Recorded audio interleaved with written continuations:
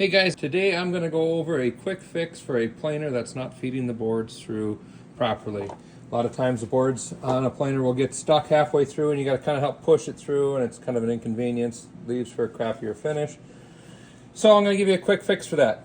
First you want to do is raise your planer all the way up, get it up out of the way, unplug it, and inspect your bed.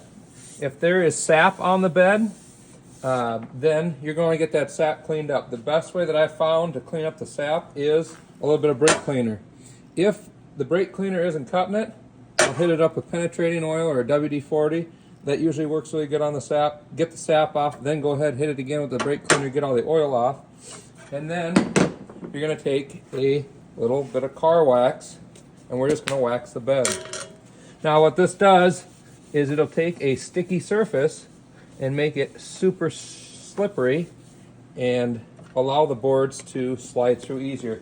Now you do the other side as well. Mainly the concern would be this bed here. These typically aren't going to be an issue because they are not getting the down pressure of the feed wheels. So we're going to just do this bed here. You're going to let that sit for about 5-10 minutes, let it dry good. So it's been about 5 minutes. I'm going to come back here and just wipe this down.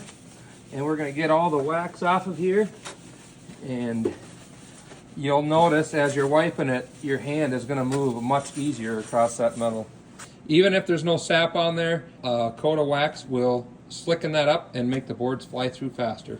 So I hope this video helps you with your planer issues, and if you like this video, please hit that like button, and also don't forget to subscribe to the channel. I like to post a video every couple of days about things that we do around our woodworking shop to make things go easier and make life easier.